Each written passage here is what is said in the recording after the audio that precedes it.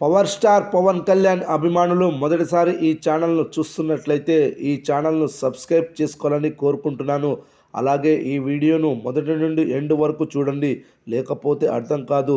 Power star Pawan Kalyan లేటెస్ట్గా నటించిన చిత్రం ఓజీ రేపు ఇండియాలో రిలీజ్ అవుతున్న నేపథ్యంలో ఈరోజు నైట్ నుంచి తెలుగు రాష్ట్రాల్లో ప్రీమియర్ షోస్ అయితే పడుతున్నాయి. ఇక ఇప్పటికే ఈ సినిమాకు సంబంధించిన ప్రీమియర్స్ని యూఎస్లో వేశారు. దాన్ని బట్టి చూస్తుంటే ఈ సినిమా ఎలా ఉంది, సగటు ప్రేక్షకులను మెప్పించిందా లేదా అనే విషయాన్ని మనం ఒకసారి తెలుసుకుందాం. కథ విషయానికి వస్తే ఓజాస్ గంభీర పవన్ కళ్యాణ్ అనే వ్యక్తి గ్యాంగ్స్టర్గా మారి చాలా సంవత్సరాల పాటు ముంబైలో తన హవాని కొనసాగిస్తూ ఉంటాడు. కొన్ని కారణాల వల్ల ముంబైని వదిలేసి అజ్ఞాతంలోకి వెళ్ళి ఎవ్వరికి కనిపించకుండా ఉంటాడు. మరి ఇలాంటి సందర్భంలోనే ఓమి ఇమ్రాన్ హష్మి అనే ఒక రౌడీ ముంబైలో ఉన్న చాలామందిని ఇబ్బంది పెడుతూ ఉండడం, దానివల్ల సఫర్ అయిన చాలామంది ఓజాస్ గంభీరను మళ్ళీ ముంబైకి రమ్మని పిలవడంతో ఆయన ముంబైకి వచ్చి ఓమిని ఎలా ఎదిరించాడు అనేదే ఈ సినిమా కథ. విశ్లేషణ విషయానికి వస్తే దర్శకుడు సుజిత్ ఈ సినిమాని చాలా ఎక్స్ట్రాడినరీగా తెరకెక్కించాడు అంటూ యూఎస్లో ప్రీమియర్ చూసిన చాలామంది ప్రేక్షకులు అభిప్రాయపడుతున్నారు.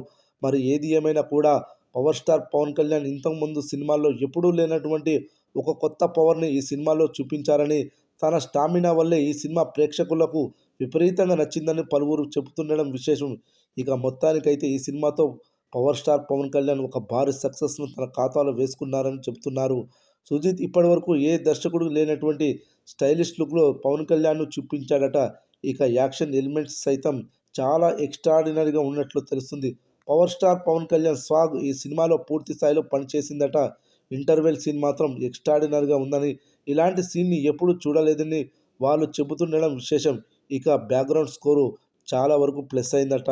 ఇక ఈ సినిమాలో ఆర్టిస్టుల విషయానికి వస్తే పవన్ కళ్యాణ్ చాలా అద్భుతమైన నటనను కనిపించినట్టు తెలుస్తుంది.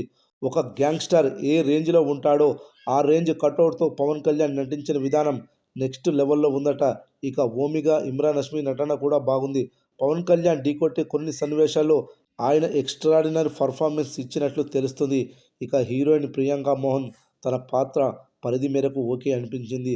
ప్రకాష్ రాజ్ సైతం ఈ సినిమాలో తన నటనలో వేరియేషన్స్ని చూపించినట్టుగా తెలుస్తుంది. ఇక శ్రేయారెడ్డి తన పాత్రకి పర్ఫెక్ట్గా సెట్ అయిందట. టెక్నికల్ అంశాల విషయానికి వస్తే తమన్ మ్యూజిక్ బ్యాక్గ్రౌండ్ విషయంలో మాత్రం చాలా వరకు కేర్ఫుల్గా వివరించినట్లు తెలుస్తుంది. ప్రతి సీన్ హైలైట్ అవ్వడానికి ఆయన బీజిఎం చాలా వరకు ప్లస్ అయిందట. అలాగే విజువల్స్ కూడా బాగున్నాయట. అలాగే ప్రొడక్షన్ వాల్యూస్ కూడా నెక్స్ట్ లెవెల్లో ఉన్నాయట. ఏది ఏమైనా ఓజీ మూవీకి యూఎస్ నుంచి పాజిటివ్ రిపోర్ట్స్ వస్తున్నాయి.